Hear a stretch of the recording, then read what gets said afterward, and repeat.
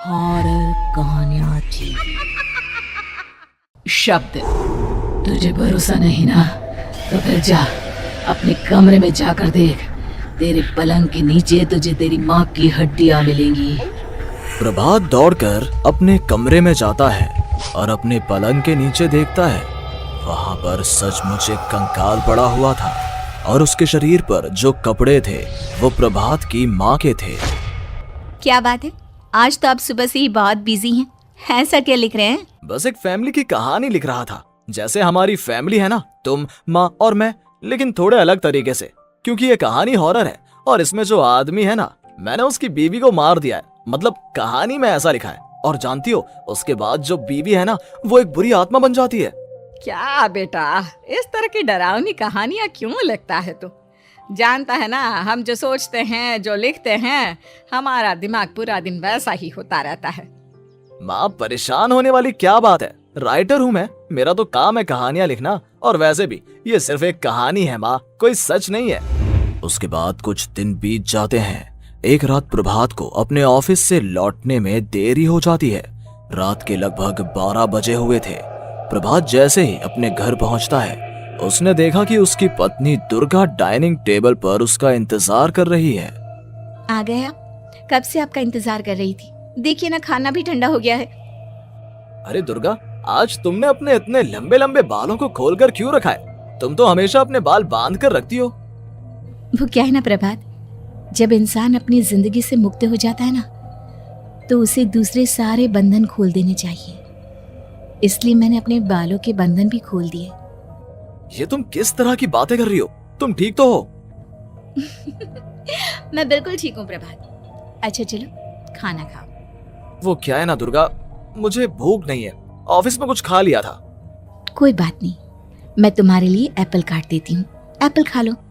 नहीं दुर्गा, मुझे नहीं खाना है, मेरा मन नहीं है यार। तभी अचानक से दुर्गा अपने हाथ में एक बड़ा सा चाकू लेकर प्रभात पर हमला कर देती है।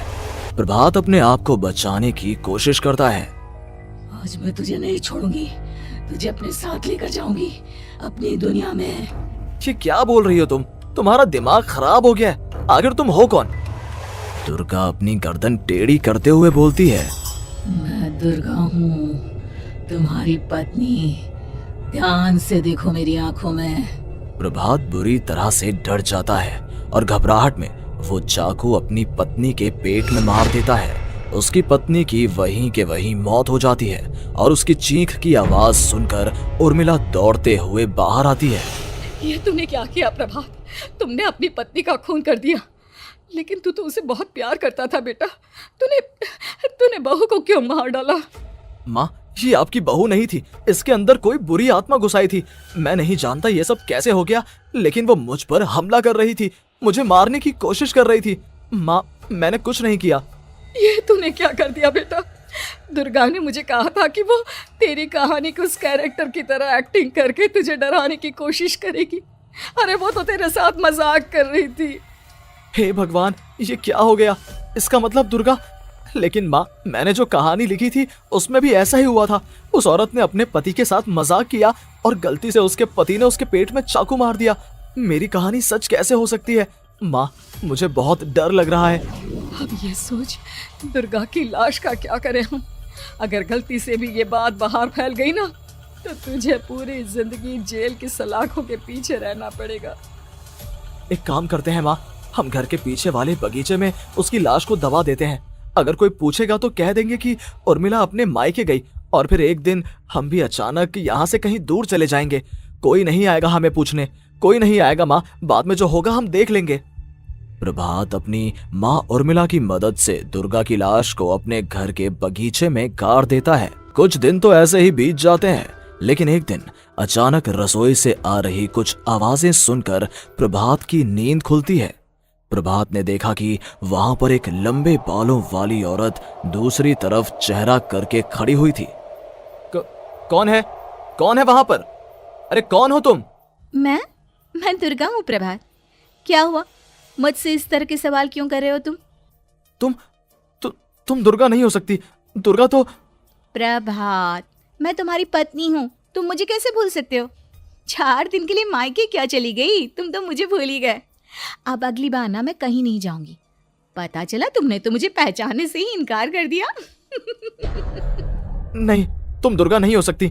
तुम दुर्गा हो ही नहीं सकती। मैं जानता हूँ ये सब क्या हो रहा है। मैंने अपनी कहानी में लिखा था कि उस आदमी की पत्नी की मौत के बाद एक बुरी आत्मा उसका रूप लेकर उसके घर में आ जाती है। तुम वही हो ना? और अचानक से खूबसूरत दुर्गा का चेहरा काला पड़ जाता है।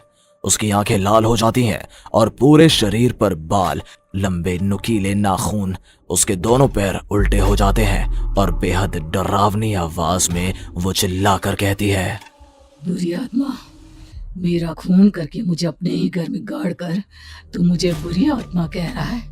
मैं तुझे छोड़ूंगी नहीं। और अचानक से प्रभात के घर में बेहद डरावनी आवाजें गूंजने लगती हैं। घर में चारों तरफ बहुत सारी बुरी आत्माएं नजर आने लगती हैं। प्रभात घबरा कर अपनी माँ को आवाज देता है, माँ कहाँ है आप? जल्दी आइए माँ, देखिए ना ये सब क्या हो रहा है। प्रभात ने देखा कि अचानक से उसकी माँ कमरे से दौड़ कर आती है। क्या हुआ प्रभात? और ये लोग कौन है? इन सब की गर्दन टेढ़ी क्यों है? इनके बाल खुले हुए। हाँ प्रभात, ये सब लोग तो मुझे मरे हुए नजर आ रहे हैं। हाँ माँ, ये सब लोग मरे हुए ही हैं और ये ठीक वैसा ही हो रहा है जैसा मेरी कहानी में हुआ था। लेकिन मेरी कहानी के हिसाब से तो आप भी। अचानक से उर्मिला का रूप बदल जाता है। वो भी एक डरावने साए की तरह बन जाती है और बेहद डरावनी आवाज में चिल्ला चिल्ला कर कहती है, मर गई तेरी माँ। जानता है, कल रात जब तू सो रहा था ना, तो मैंने उसके शरीर का सारा खून पी लिया। अब बस हड्डियां बची है उसके शरीर में। नहीं, ऐसा नहीं हो सकता, ऐसा बिल्कुल नहीं हो सकता। मेरी माँ नहीं मर सकती। तुझे भरोसा नहीं ना? तो फिर जा, अपने कमरे में जाकर देख। तेरे पलंग के नीचे तुझे तेरी माँ की हड्डियां मिलेंगी। प्रभात दौड़कर अपने कमरे में जाता है और अपने पलंग के नीचे देखता है। वहां पर सचमुच एक कंकाल पड़ा हुआ था और उसके शरीर पर जो कपड़े थे वो प्रभात की माँ के थे। माँ, अब मुझे कुछ करना पड़ेगा। लेकिन मेरी कहानी में लिखा था कि माँ की मौत मेरे हाथों से होगी, पर माँ तो पहले ही मर चुकी है और वो बुरी आत्मा मुझे भी मार देगी। नहीं नहीं, इससे पहले कि वो मुझे कुछ करे, मुझे उसका काम खत्म करना होगा। प्रभात अपने हाथ में बड़ा सा चाकू लेकर उस बुरी आत्मा पर हमला कर देता है जिसने प्रभात की माँ का रूप लिया हुआ था, और अगले ही पल वो नीचे गिर जाती है और उसके शरीर से खून बहने लगता है। ऐसा नहीं हो सकता, एक बुरी आत्मा के शरीर में तो खून होता ही नहीं है। तो क्या सच में मैंने अपनी माँ को मार दिया? लेकिन अभी कुछ देर पहले तो फिर वो कंकाल किसका है? और ये कौन है? मैं पागल हो जाऊंगा। और अपनी माँ की लाश, इसका मैं क्या करूं? लोग पूछेंगे तो मैं क्या जवाब दूंगा? तभी वहां पर दुर्गा का रूप लेकर जो आत्मा थी उसने प्रभात से कहा, गाड़ दे अपनी माँ को ले जाकर उसी जगह जहाँ तूने मेरा खून करके मुझे गाड़ दिया था। जा, चला जा। घबराया हुआ प्रभात पागलों की तरह अपनी माँ की लाश को लेकर बगीचे में गाड़ देता है। प्रभात की हालत पागलों जैसी हो जाती है। वो अपने आप को अपने घर में बंद कर लेता है। कहानी के हिसाब से तो आगे ये हुआ था कि कहानी लिखने वाले ने उन बुरी आत्माओं से डरकर आत्महत्या कर ली थी। तो क्या मैं भी मर जाऊंगा? क्या मैं भी आत्महत्या कर लूंगा? एक काम करता हूँ, मैं अपनी कहानी का अंत बदल देता हूँ। हाँ, ये मैंने पहले क्यों नहीं सोचा। मैं लिख दूंगा कि कहानी को लिखने वाला आत्महत्या नहीं करता, बल्कि कहीं दूर जाकर नए सिरे से अपनी जिंदगी शुरू करता है। यही सोचकर प्रभात ने अपनी लिखी हुई कहानी को बाहर निकाला और उसे पढ़ना शुरू किया। ये देखकर वो हैरान रह गया कि कहानी का क्लाइमैक्स तो किसी ने पहले ही बदल दिया था। ये क्या? इसमें तो लिखा हुआ है कि आखिर में उस लेखक की पत्नी और माँ दोनों बगीचे में जिंदा दफन थे। बुरी आत्माओं ने उनको कैद करके रखा था और वो लेखक अपनी माँ और पत्नी दोनों को जिंदा बाहर निकाल लेता है। लेकिन ये सब लिख किसने दिया? प्रभात दौड़कर बगीचे में जाता है और वहां पर खुदाई करना शुरू कर देता है। प्रभात देखता है कि वहां पर लकड़ी के 2 बड़े संदूक हैं और उनके अंदर से आवाजें आ रही हैं। प्रभात बचा लो मुझे। अगर थोड़ी देर और हो गई तो वो मुझे छोड़ेगी नहीं। बेटा देखो, मैं इस बक्से के अंदर बंद हूँ, प्लीज मुझे बाहर निकालो। वो बुरी आत्मा किसी भी वक्त मुझे मार डालेगी। प्रभात वो दोनों बक्से बाहर निकालता है और अपनी पत्नी और माँ दोनों को आजाद करवा लेता है। लेकिन तभी वहां पर अचानक से एक बेहद डरावनी और खौफनाक दिखने वाली औरत आ जाती है। तुझे क्या लगा था इतनी आसानी से अपनी पत्नी और माँ को बचा लेगा? बस 5 मिनट और उसके बाद अमावस का चांद आसमान में आने ही वाला है। लेकिन तूने इन दोनों को बाहर निकाल लिया, अब तुझे मरना होगा।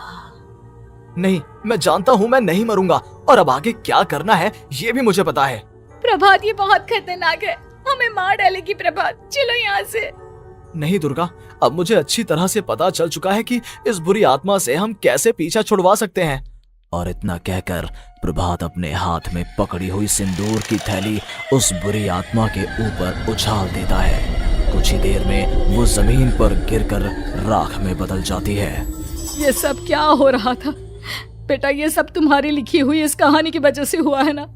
नहीं माँ, पहले मुझे भी ऐसा ही लगा, लेकिन बाद में पता चला कि बरसों पहले हमारे इस बगीचे की जमीन के अंदर किसी को जिंदा गाड़ दिया गया था, और बस उसी औरत की आत्मा हमें परेशान कर रही थी।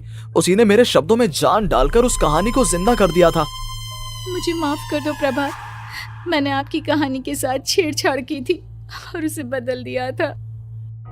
माफी मांगने की जरूरत नहीं है दुर्गा, तुम्हारे उस बदलाव की वजह से ही आज हम सब जिंदा हैं, क्योंकि आखिर में कहानी में वो हुआ